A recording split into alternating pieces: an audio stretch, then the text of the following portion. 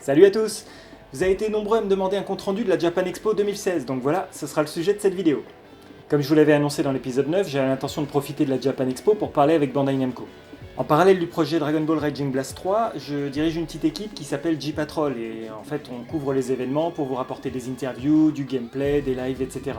Je comptais donc profiter de l'interview du producteur de Xenoverse 2 pour lui poser deux questions. La première, est-ce qu'il était au courant du nombre actuel de soutiens du projet Dragon Ball Raging Blast 3 ? Et la deuxième, nous donner un palier à atteindre, parce que c'est ce que vous êtes très nombreux à me demander. Et comme vous l'avez remarqué, l'interview qu'on a partagée sur J-Patrol ne contient pas ces questions. Donc, pourquoi ? La raison est toute simple. 17 jours avant l'événement, j'ai été directement contacté par Bandai Namco Europe. On a parlé du projet Dragon Ball Raging Blast 3 à cette occasion, ce qui fait que j'ai pas eu besoin de leur en reparler à la Japan Expo. Tout d'abord, j'ai pas eu besoin de leur donner le nombre de soutiens. Il semble que le récent buzz a parlé de lui-même. Donc, inutile que je les spamme avec cette information. Ils sont au courant du nombre de soutiens et ils sont au courant que ça continue d'augmenter de jour en jour.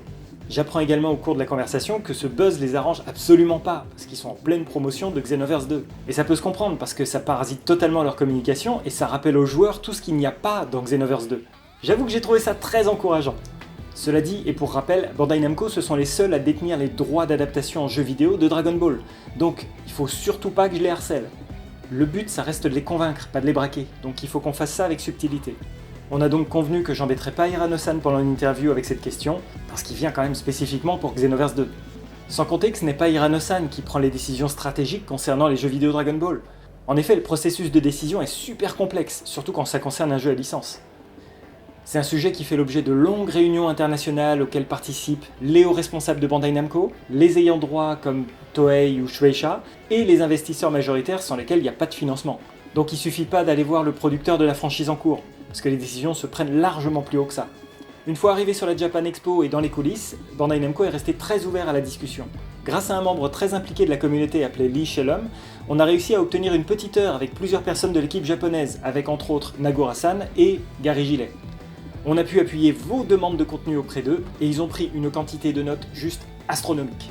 Donc ce qu'il faut retenir de la Japan Expo 2016, c'est que Bandai Namco est parfaitement au courant du nombre de soutiens du projet actuel, et qui continue à suivre l'évolution d'eux-mêmes.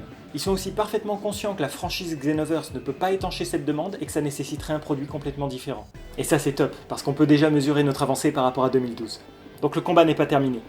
Il n'y a pas de refus, et contrairement à ce que je peux dire une fois de temps en temps, l'existence de Xenoverse 2 ne remet pas du tout en question le projet Raging Blast 3. C'est juste une autre approche, une autre façon d'adapter Dragon Ball en jeu vidéo. Xenoverse 2, c'est juste le produit dérivé du moment, c'est rien de plus. Bandai Namco se focalise actuellement sur une demande qui n'avait pas été assouvie depuis des années et des années, à savoir le besoin de raconter l'histoire différemment et une approche un petit peu MMO en jouant quelqu'un d'autre que Goku. Mais quand cette tendance sera passée, quand la franchise Xenoverse aura atteint sa phase de maturité et qu'elle sera un petit peu sur le déclin, qu'est-ce que Bandai Namco va faire ? Ils vont se remettre à la recherche d'une recette à succès. Et si entre-temps, nous, on a continué à se réunir, Bandai Namco y verra une possibilité. C'est en prévision de ce jour futur qu'on se réunit. C'est maintenant qu'il faut qu'on mette un coup de collier pour être vraiment nombreux plus tard. Et n'oubliez pas, même si c'est moi qui suis à l'origine du projet, c'est pas moi qui peux arriver à convaincre Bandai Namco. C'est vous, les fans, en devenant vraiment nombreux et en continuant à en parler autour de vous. Pour terminer, je vous avais proposé qu'on se rencontre le dernier jour de la Japan Expo, à savoir le dimanche 10 juillet. Vous êtes venus, ça m'a beaucoup touché et ça a été vraiment passionnant, donc je pense vraiment qu'on va le refaire. Ça me permet de discuter un petit peu avec vous, savoir ce qui vous manque le plus dans les jeux actuels, et puis surtout de parler entre fans. Ça c'est frais. Donc merci encore et on remet ça. C'est tout pour cette fois.